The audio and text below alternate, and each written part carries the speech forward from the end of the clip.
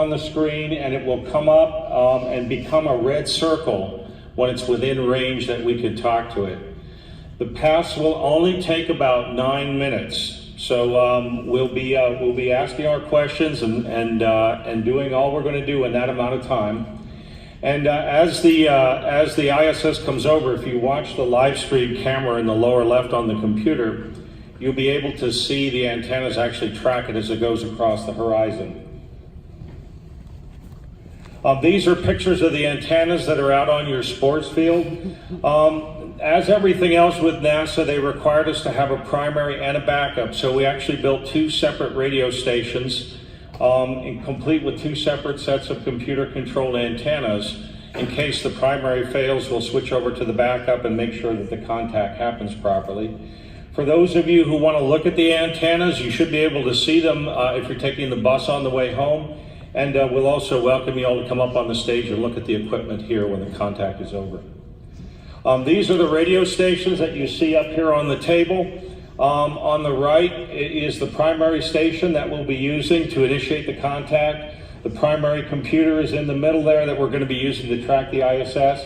And the backup station on the left will be there in case something goes wrong with the primary. And I'll pass it back to you, Dan. Thank you.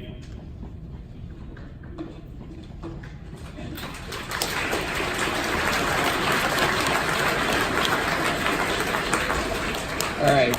This slide's going to explain how our contact is going to work. So when it is time, we're going to begin calling the ISS using the amateur radio call sign NA1SS. That is their call sign for the American contacts. Each of the countries that are up there have different starting. So the prefix NA is part of our call signs for the US. When the ISS comes over the horizon, I already talked about this, the astronaut is going to, I can't read it from here. We're going to answer our contact, and then we're going to begin. So that you'll see the students will come up here, and it is going to be very quick. The students that are coming up will say their name and the question, and at the end of every question, you're going to hear them say over. That is an indicator to the astronaut that it is okay now to talk and give her answer. She'll say over, and then rapid fire, the next student's gonna step up, say their name and the question. And it's gonna go through for as long as we can. We have 22 questions listed. The chances of getting to all 22 in 9.5 minutes probably is not that good. We're gonna get through as many of them as possible in that time. As the ISS begins to set over the horizon, we're gonna ask for the last question. We will have somebody come up and thank the astronaut for their time. And I will get up here, and I will also thank them, and I will sign off the way that we have to sign off with amateur radio and tell them that we are clear.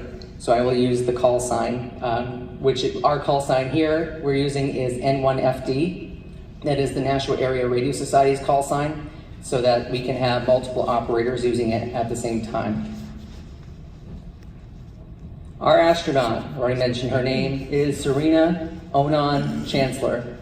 She's an American physician, engineer, and astronaut. She has been in space since June 6, 2018, serving as a flight engineer in expeditions 56 and 57.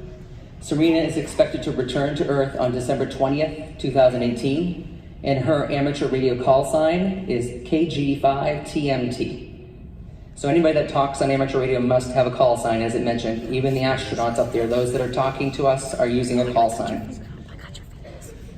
We have a couple more pictures of Serena as she is in training and as she was getting ready for Expedition 56 and 57. Up until the beginning of this week, there were only 3 astronauts, and one of the facts this week that we talked about was that normally there are 6 astronauts. So they now have 6 astronauts again up there.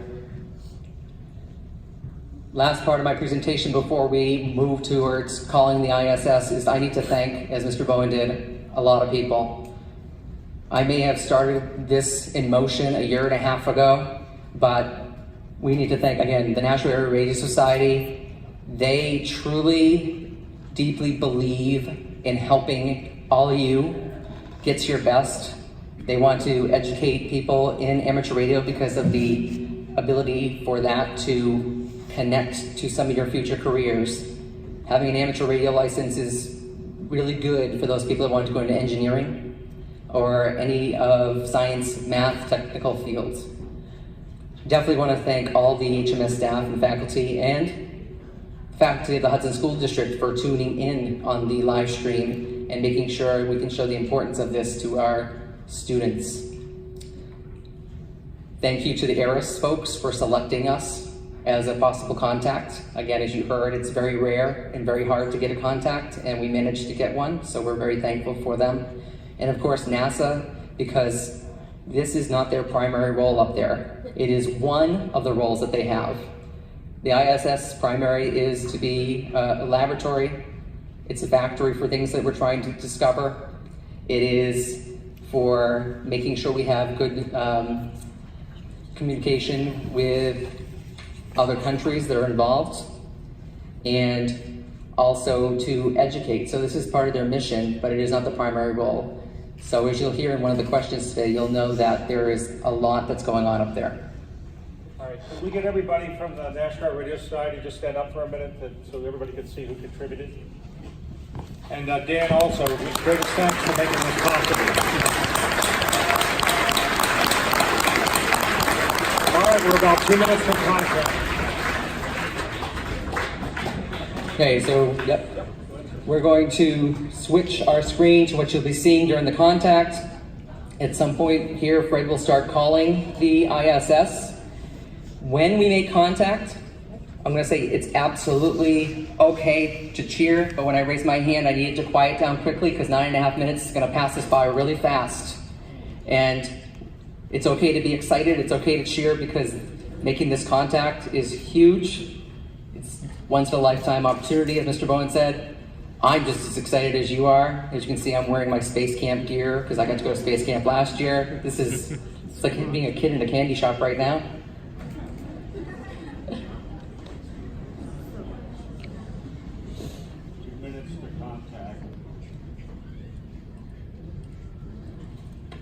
At 1 minute to contact, you'll see the ISS computer control here position our antennas, and we'll begin to call a few seconds before the ISS comes up.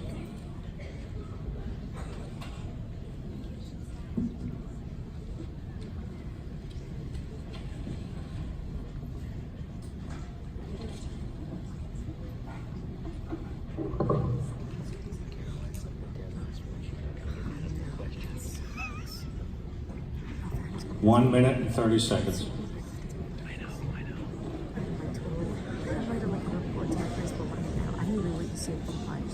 Oh, yes. How can I not?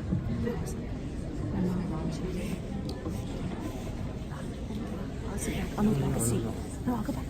It's okay. Jeff's gonna videotape. I'll go back. No, don't get up. I'm only sitting here because I'm filming. Yeah, no. It stinks.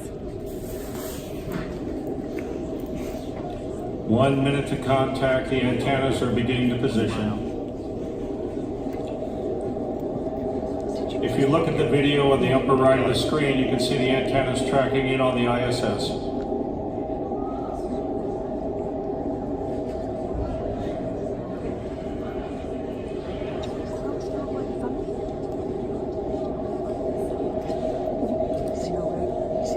That little camera up there that looks like a picture camera. That's a video camera, and it's filming this way, but it's so wide that it's picking her up back there. 20 seconds. Jesus, stop. November Alpha 1 Sierra Sierra. November Alpha 1 Sierra Sierra. This is November 1 Fox Delta. Over.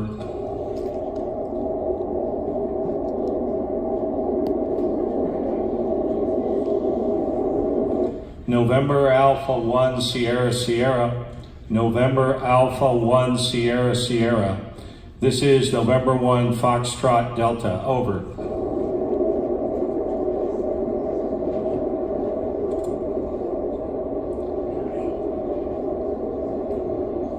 November Alpha 1 Sierra Sierra. November Alpha 1 Sierra Sierra. This is November 1 Foxtrot Delta. Over. Oh, hello, Serena. This This is November 1 Foxtrot Delta. We copy you fine. We've all been working very